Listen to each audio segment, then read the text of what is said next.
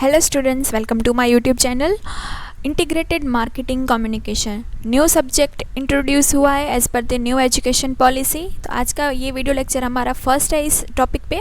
तो आज हम इसका इंट्रोडक्शन देखेंगे, इंपॉर्टेंस क्या है इंटीग्रेटेड मार्केटिंग कम्युनिकेशन का in the business, and emergence देखेंगे कि उसका मतलब उसका स्टार्टिंग पॉइंट और अब तक इसका पूरा जर्नी हम किस तरह से मार्केट में वो इंट्रोड्यूस हुआ है वो देखेंगे। कौन कौन से कंपोनेंट्स है इंटीग्रेटेड मार्केटिंग कम्युनिकेशन के वो भी देखेंगे, and the role of IMC in the marketing process, तो वो भी कवर करने की कोशिश करेंगे। तो आइए स्टार्ट करते हैं। तो introduction, integrated marketing communication is a strategic approach that integrate various marketing channel to create a consistent brand message। तो ये एक इंटीग्रेटेड से हम क्या समझ रहे हैं कि वो इकट्ठा कर रहा है सभी चीज़ों को कि जो बिजनेस का एक्चुअल मैसेज लोगों तक पहुंचाए, ठीक है, वेरियस चैनल्स की मदद से। It involve coordinating efforts across digital media, direct marketing, public relation, sales promotion and advertisement, ठीक है। तो इन सभी चीज़ों को इस्तेमाल करके सभी चीज़ों का मतलब एक तरीके से पूरा कोऑर्डिनेट करके वो लोगों तक मतलब एक्चुअल में जो टारगेट ऑडियंस है उस तक अपना मैसेज पहुंचाता है। IMC aims to reinforce brand characteristics and value, establish enduring relationship with the target market and enhance the customer experience। तो एक्चुअल में वो क्या कर रहा है कि अपनी जो ब्रांड वैल्यू है वो इंक्रीज़ करेगा, एंड उसकी मदद से क्या होगा कि कस्टमर का जो एक्सपीरियंस है पर्टिकुलर प्रोडक्ट या सर्विस के लिए वो दिन ब दिन बढ़ता जाएगा। It use analytical and data-driven insight to enhance communication plans, improve return on investment and achieve the marketing goals। तो हमने जो goals अचीव करे हैं वो फ़िलहाल हम किस तरह से अचीव कर पाएंगे, तो वो पूरा हमें एनालिटिकल व्यू हमें देगा IMC की मदद से कि वो हमें कम्युनिकेशन फॉर द प्लानिंग में हेल्प करेगा। हम किस तरह से अपना जो रिटर्न ऑन इन्वेस्टमेंट है किस तरह से और इम्प्रूव कर पाएंगे उसमें भी हेल्प करेगा।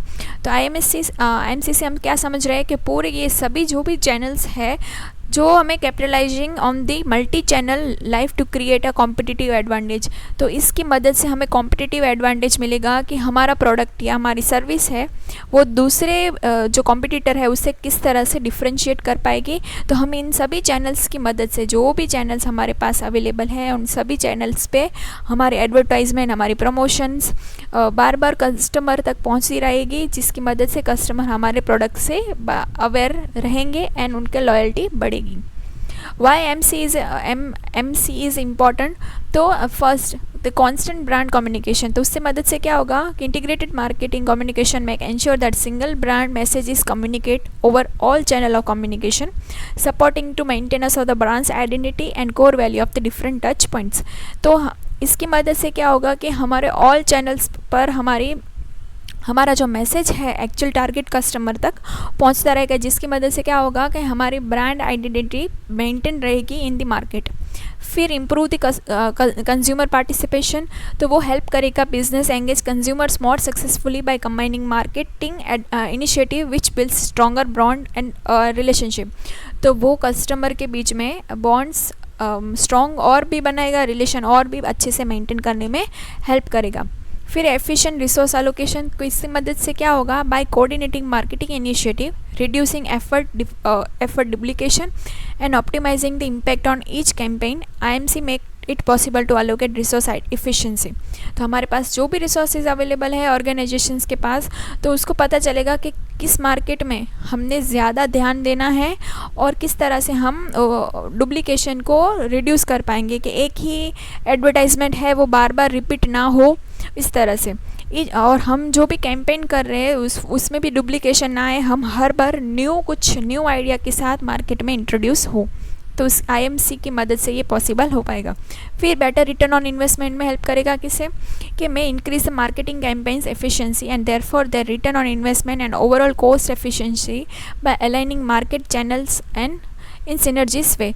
तो वो बेटर वे में रिटर्न ऑन इन्वेस्टमेंट के लिए हमें एंकरेज करेगा कि हम किस तरह से और इंक्रीज़ कर सकते हैं अपनी मार्केटिंग कैंपेन को। उसकी मदद से क्या होगा कि हमारी जो कॉस्ट है वो मेंटेन रहेगी, और उसकी मदद से हमने जो इन्वेस्ट करा है, ठीक है, उसका जो रिटर्न आना है वो जल्दी हमारे पास आ जाएगा। फिर एनहांस ब्रांड लॉयल्टी, तो आईएमसी की मदद से well coordinate communication foster consumer trust and loyalty which promote advocacy and the repeat business. तो हमारी ब्रांड लॉयल्टी बनी रहेगी, जितना हमारा प्रोडक्ट लोगों के बीच में बार बार पॉपअप होता रहेगा, मतलब एडवर्टाइजमेंट के थ्रू या होर्डिंग्स के थ्रू या न्यूज़पेपर के थ्रू, किसी भी मीडियम से या फिर सोशल मीडिया के थ्रू, तो उतना ही लोगों को हमारे पर ट्रस्ट ज़्यादा बनता रहेगा। फिर फ्लेक्सिबिलिटी इन चेंजिंग मार्केट्स, तो जहाँ अभी मार्केट हमें पता ही है कि एनवायरनमेंट है वो अनसर्टेन है, तो वहाँ पे हम हमारे जो प्लान्स है वहाँ पे किस तरह से हेल्प करेंगे रियल टाइम डेटा के लिए। इंटीग्रेटेड मार्केटिंग कम्युनिकेशन हमें रियल टाइम डेटा बार बार प्रोवाइड करता रहेगा कि हमने अगर हमारे जो प्लान है, हमारी जो स्ट्रेटेजी है, उस पर किस तरह से हमने चेंज करना है according to customer preference and market trend के अकॉर्डिंग। फिर कॉम्पिटिटिव एडवांटेज हमें मिलेगा कि IMSA stand out from the competition by offering a smooth and engaging brand experience and appeal to customers। ठीक है, तो कस्टमर के साथ ज़्यादा से ज़्यादा एंगेजमेंट करने की कोशिश करेगा कि वो हमारे प्रोडक्ट परचेस करे और रीपरचेस करते रहे।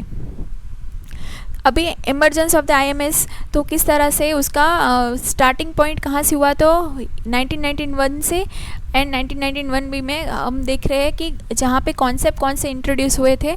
तो यहाँ पे coordination and consistency of the message and communication channel first, one sight and one sound. तो ये भी MCQ में हमें ध्यान रखना है। MCQ में इस तरह से क्वेश्चंस पूछे जा सकते हैं कि 1991 में one sight and one sound का एक कॉन्सेप्ट आया था, जिसमें use of the variety of communication discipline to work in synergy based on the comprehensive plan, ये हमारे यहाँ पे मेन कॉन्सेप्ट था। फिर स्किल्स ने 1991 में एक कॉन्सेप्ट दिया IMC as a concept, and यहाँ पे कंज्यूमर को इंक्लूड करा गया, प्रस्पेक्ट कंज्यूमर का प्रस्पेक्ट भी इंक्लूड करा गया, बिहेवियर इन रिस्पॉन्स देखा गया कंज्यूमर का, and nature and relationship of customer loyalty and IMC as a process इसको एक्सेप्ट करा गया था। फिर 1993 में यहाँ पे प्रॉफिटेबल रिलेशनशिप एक्सपैंड करने की बात हुई, जहाँ पे audience scope for the customer to their stakeholders to other stakeholders की बात हुई। फिर 1994 में reinforce the notation of consistency and coordination and behaviour response. 1998 में स्ट्रेटेजिक बिजनेस प्रोसेस, जहाँ पे expand the notation and brand communication measurability, specify the multiple market more explicit and inclusive of external and internal audience। तो यहाँ पे external and internal audience पे भी ध्यान रखा गया था। फिर 2004 एंड 2007 में अमेरिकन मार्केटिंग एसोसिएशन ने क्या कहा था, स्ट्रेटेजिक बिजनेस एक ऐसा प्रोसेस इंट्रोड्यूस करी, जहाँ पे एक्सटेंसिव ब्रांड कम्युनिकेशन की बात हुई, इवोल्यूशन एंड मेजरमेंट, फिर external and internal stakeholder group बनाया गया and long term brand value की बात करी गई थी। फिर 2005 में process and concept, audience focus and result driven and communication programme की बात हुई थी। तो आई नो ये थोड़ा कॉम्प्लिकेटेड हो जाएगा, लेकिन यहाँ पे छोटे छोटे जो कीवर्ड्स है उस पर आपको ध्यान देना है। 1991 से लेके 2005 तक का इसका पूरा इमरजेंस हुआ है IMSC का, तो वो आपको ध्यान रखना है। फिर components of the integrated marketing, तो कौन कौन से मेन कंपोनेंट है, public relation, social media, trade shows, direct marketing, web के through sales promotion, social media के through advertisement and research and strategic planning के थ्रू। तो एक एक करके अच्छे से देखेंगे। तो एडवर्टाइजमेंट में क्या होगा, मेन कंपोनेंट, तो ये paid marketing of goods, service और brand messaging across a range of the media including print, radio, television, internet platform and outdoor billboards. ठीक है, तो यहाँ पे सभी एडवर्टाइजमेंट मीडिया को हम इंक्लूड कर रहे हैं, प्रिंट मीडिया हो, रेडियो हो, बिलबोर्ड्स हो या कोई भी मीडिया हो, इंटरनेट प्लेटफॉर्म हो। ठीक है, तो यहाँ पे क्या होगा, इससे व्यूअर्स बढ़ेंगे, वो हमारे प्रोडक्ट से रिलेटेड अवेयरनेस आएगी एंड वो हमारे ओपिनियंस पे हमारे ओपिनियन से यस में यस कर सकते हैं। फिर है पब्लिक रिलेशन, तो ये the main M goal are to manage the shape the public's opinion on brand through the effective relationship building and communication strategy। तो यहाँ पे रिलेशनशिप बिल्डिंग में सबसे ज़्यादा पब्लिक रिलेशन ही मेन है, जहाँ पे क्या करेंगे हम पब्लिक रिलेशन के लिए हम अपने प्रोडक्ट के लिए इन्फ्लुएंसर को अपना प्रोडक्ट प्रमोट करने के लिए कहेंगे, कोई इवेंट ऑर्गेनाइज कर देंगे या फिर स्पॉन्सरशिप कर देंगे। जैसे कि IPL होती है तो वहाँ पे पेप्सी IPL ऐसे आपने सुना ही होगा, तो वो क्या हो रहा है, पेप्सी पूरी IPL को यहाँ पे प्रमोट कर रही है, स्पॉन्सर कर रही है। तो ये एक पब्लिक रिलेशन का ही पार्ट है, जिसकी मदद से क्या होगा, कितने ज़्यादा लोग IPL देख रहे हैं। ठीक है, तो यहाँ पे बार बार पेप्सी का नाम लिया जाएगा, तो वहाँ पे पब्लिक रिलेशन मेंटेन हो जाएगा। फिर डायरेक्ट मार्केटिंग, जहाँ पे क्या होगा जैसे कि ईमेल है, डायरेक्ट मेल है, टेली मार्केटिंग है, या एसएमएस के थ्रू हमें जो एडवर्टाइजमेंट मिलती रहती है कि इतने % ऑफ है, ठीक है। हम अमेज़ोन से या मीशो से कुछ प्रोडक्ट परचेस करते हैं तो वहाँ पे अगर कोई सेल लगती है तो हमें मैसेज या मेल आ जाता है, ठीक है। तो वो डायरेक्ट मार्केटिंग का पार्ट है। फिर सेल्स प्रमोशन, जहाँ पे हमें किस तरह से डिस्काउंट्स या कूपन्स दे देंगे या सैम्पल्स हमें दे देंगे कि हम इतना बड़ा प्रोडक्ट है, कुछ नया प्रोडक्ट हमने इंट्रोड्यूस करा, जैसे कि टी है, ठीक है। तो टी का पूरा 500 के ग्राम का वो पैकेट ना दे के छोटे छोटे जो 10 ग्राम वाले पैकेट होंगे वो हमें एज अ फ्री सैम्पल दे देंगे एंड हमें बोलेंगे कि आपको वो प्रोडक्ट यूज़ करिए ना, आपको कैसा लगा हमें फीडबैक दीजिएगा। तो सेल्स प्रमोशन का भी इसमें पार्ट हो जाएगा, जिससे क्या होगा, कस्टमर ज़्यादा से ज़्यादा हमारे साथ इन्वॉल्वमेंट उनकी बढ़ेगी। फिर वर्चुअल मार्केटिंग, जहाँ पे क्या होगा, customer through the online platform जैसे कि social media, website, mobile application and search engines.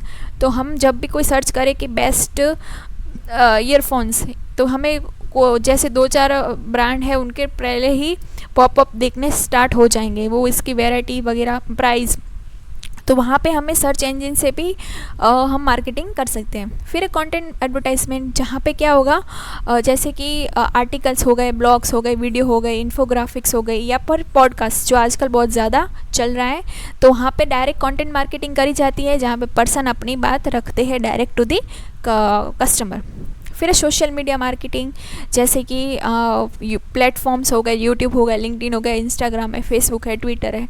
तो इन सब मीडिया पर हम इन्फ्लुएंसर को बोल देंगे कि आप हमारा जो प्रोडक्ट है वो इस्तेमाल करिए और हमें टैग कर दीजिएगा। तो इससे क्या होगा, वो भी हमारी मार्केटिंग का ही पार्ट हो जाएगा।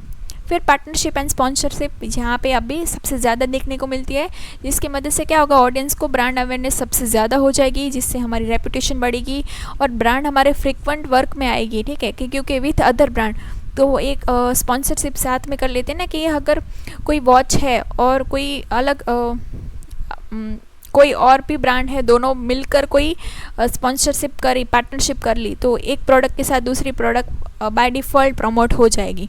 इस तरह से यहाँ पे पार्टनरशिप में स्पॉन्सरशिप करी जाती है। फिर इंटरनल कम्युनिकेशन, जहाँ पे क्या होगा कि कम्युनिकेशन इंश्योर करा जाता है कि ऑर्गेनाइजेशंस के ऑल लेवल पर इंक्लूडिंग एम्प्लॉयज़। तो यहाँ पे एम्प्लॉयज़ को भी पता होता है कि जहाँ जिस ऑर्गेनाइजेशन में कुछ न्यू इंट्रोड्यूस हुआ है, तो वहाँ के एम्प्लॉयज़ को भी सभी चीज़ों के बारे में पता होना चाहिए, जिसकी वजह से क्या होगा, brand promise to consumer and frequently seen as a brand ambassador. तो हमारा जो प्रोडक्ट है वो वहाँ पे काम करने वाले लोगों की एफर्ट से ही लोगों के बीच अच्छे से प्रमोट हुआ है, तो वहाँ पे इंटरनल कम्युनिकेशन का भी इतना ही पार्ट है। फिर combined digital tools and techniques, जहाँ पे हम क्या करेंगे कि टूल्स एंड एनालिटिकल सॉफ्टवेयर है, या फिर मार्केट ऑटोमेशन प्लेटफॉर्म है, या फिर कस्टमर रिलेशनशिप मैनेजमेंट सॉफ्टवेयर है, तो हम सॉफ्टवेयर का इस्तेमाल करेंगे जो हमने ई कॉमर्स में भी पढ़ा है। अगर आपका अगर सब्जेक्ट ई कॉमर्स है, e commerce and digital marketing, तो वो भी मैंने वीडियोस लेक्चर बनाए हैं। आप प्लेलिस्ट में जाकर e commerce and digital marketing search करेंगे ना, तो आपको मिल जाएगा। वहाँ पे भी आप market automation platform and CRM के बारे में इन डिटेल अच्छे से पढ़ सकते हैं।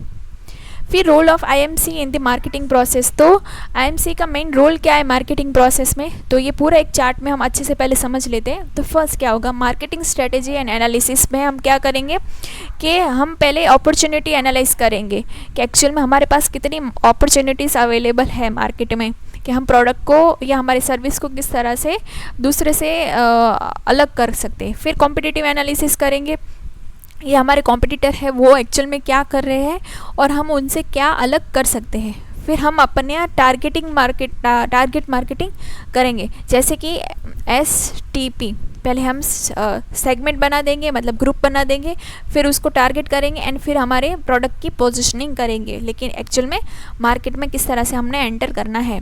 फिर टारगेट मार्केटिंग प्रोसेस में क्या होगा, आइडेंटिफाई द मार्केट, हमें पहले मार्केट को आइडेंटिफाई करना है कि हमने किस मार्केट में एक्चुअल में जाना है। अगर मैं बोलूँ कि मुझे मतलब बेबी प्रोडक्ट्स पे हम जा रहे हैं, ठीक है, कि बेबी प्रोडक्ट्स पे जा रहे हैं, जहाँ पे हम सिर्फ 0 से लेके 7 ईयर तक के बच्चों के प्रोडक्ट्स हम लेते हैं, ठीक है, इसमें बॉय भी आ गया एंड गर्ल भी आ गई, तो हमने आइडेंटिफाई ऑलरेडी कर ली कि हमें बेबी प्रोडक्ट्स में ही जाना है, ठीक है। तो मार्केट सेगमेंट क्या हो गया हमारा कि हमने ऑलरेडी बेबी प्रोडक्ट्स बना दिए। फिर सिलेक्टिंग अ टारगेट मार्केट, तो यहाँ पे भी हमने बॉय एंड गर्ल दोनों ले लिए, तो यहाँ पे भी मैंने ऑलरेडी स्पेसिफाई कर लिया।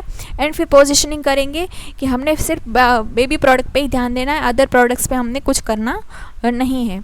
फिर प्रोडक्ट डिसीजन लेंगे कि हमने प्रोडक्ट किस तरह से बनाना है, हमारा जो वो वेराइटी ऑफ द प्रोडक्ट किस तरह से होना चाहिए, प्राइसिंग किस तरह से उसकी रखनी है, चैनल ऑफ डिस्ट्रीब्यूशन कैसा रखना है, सभी चीज़ें आईएमसी में ही कंडक्ट हो जाएगी। फिर हमारा प्रोडक्ट तो आ गया मार्केट में, लेकिन उसके लिए हमें प्रमोशन डिसीजन भी लेने होंगे, ठीक है। तो एडवर्टाइजमेंट कैसे करनी है, टीवी पे करनी है, रेडियो पे करनी है, न्यूज़पेपर पे करनी है, सोशल मीडिया पे करनी है, किस तरह से हमने एडवर्टाइजमेंट करनी है वो देखेंगे।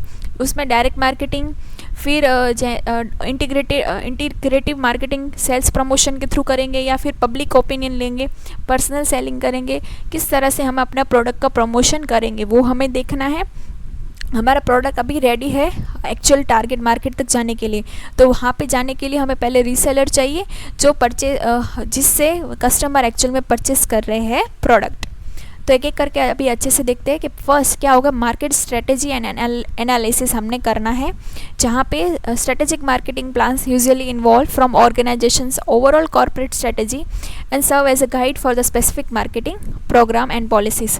तो हमारी जो मार्केटिंग स्ट्रेटेजी है वो हमने देखनी है। पहले देखिए, ये पूरी एक प्रोसेस है, मैं हर बार बोल रही हूँ प्रोसेस है, तो हमें उसी स्टेप्स में चीज़ें ध्यान रखनी है। तो फर्स्ट स्टेप यही होगा, स्टेप 1, जहाँ पे मार्केटिंग स्ट्रेटेजी एंड एनालिसिस करना है। स्टेप 1 में ये 3 पार्ट है, इस तरह से ही करना है। ये स्टेप 2 है, इस तरह से ही हमें ध्यान रखना है। तो पहले ये चार्ट तो आपको ध्यान रखना ही है माइंड में, तो आगे का तो कुछ नहीं है, आगे आपको ध्यान अच्छे से आ जाएगा। First marketing strategy and analysis हमने कर लिया। फिर अपॉर्चुनिटी एनालिस करनी है कि एक्चुअल में, जैसे कि अगर एथलीट शूज़ कंपनी है सच एज नाइकी, रीबुक है, तो other sees the shoes market as opportunity to broader the customer base both domestically and internationally, ठीक है। अगर हम अपॉर्चुनिटी यहाँ पे देखें कि एथलीट शूज़ है, तो सिर्फ हम डोमेस्टिकली ही उसको ना प्रोड्यूस करके उस प्रोडक्ट को हम इंटरनेशनल प्रोडक्ट बना दे, तो हमारे पास इतनी अपॉर्चुनिटी हम देख रहे हैं।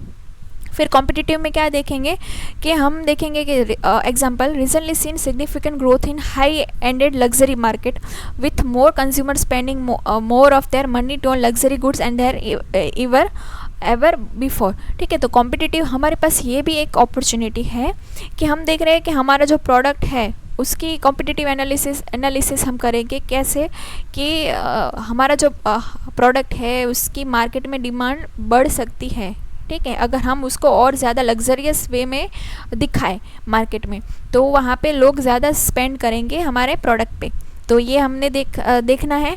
फिर है टारगेट मार्केटिंग सिलेक्शन, तो हम किस तरह से करेंगे। After evaluating the opportunities presented by various marketing segment including detail competitive analysis, the company may select 1 or more as a target market. तो हमने एक से ज़्यादा टारगेट मार्केट पर हम ध्यान रख सकते हैं, ठीक है। तो यहाँ पे तीनों चीज़ों पे ध्यान रखने। मार्केट स्ट्रेटेजी एंड एनालिसिस हमारा स्टेप 1 होगा, जहाँ पे आईएमएससी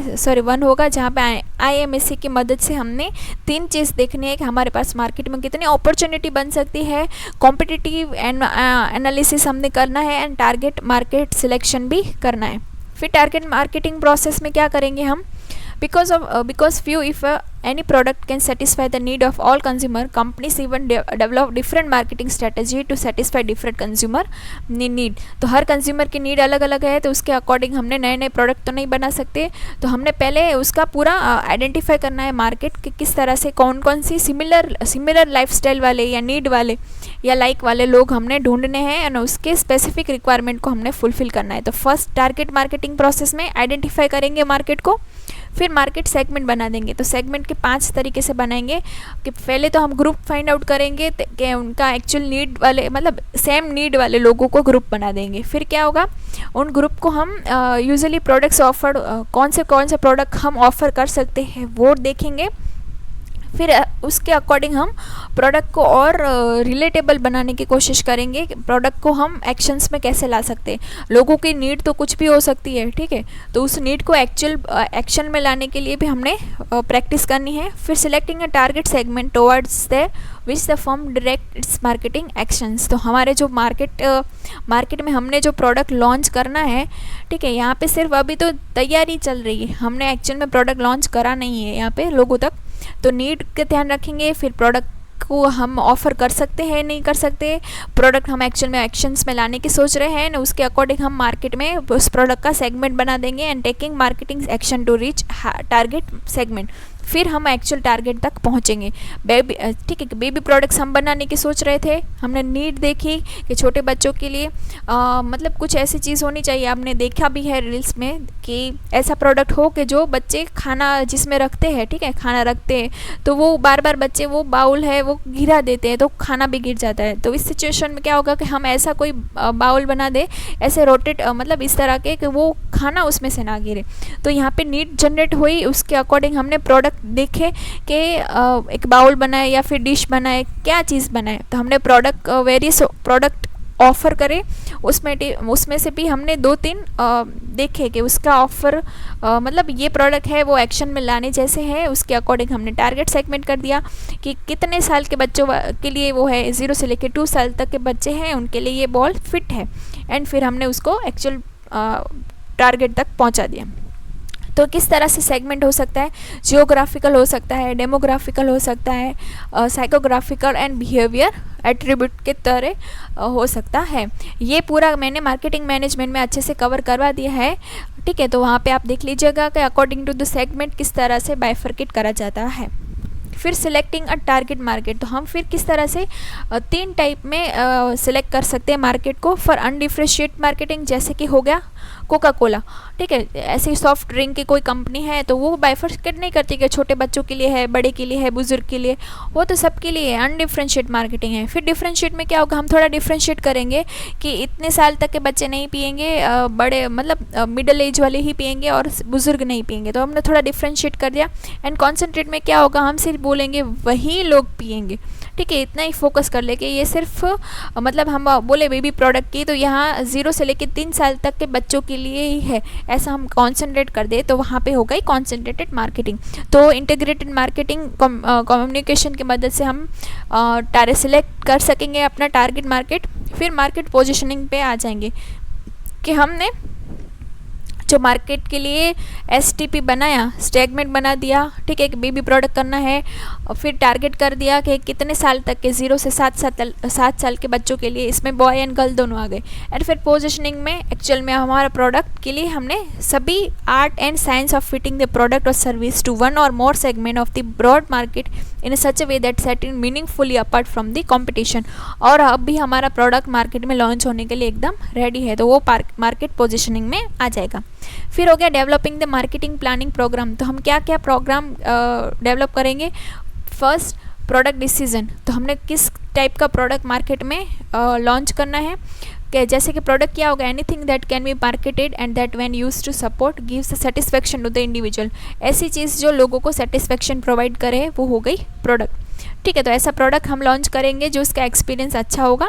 फिर प्राइसिंग डिसीजन लेंगे, जैसे कि price variable refer to what the consumer must give up the purchase of the product और द सर्विस। प्राइस क्या होगी कि जो प्रोडक्ट के बदले में कंज्यूमर हमें पे करेगा, ठीक है। तो प्राइस इस तरह से सेट करनी है कि लोग हमारा प्रोडक्ट परचेस करें तो उनको ऐसा लगे कि हमारा प्रोडक्ट परचेस करना वर्थ इट है।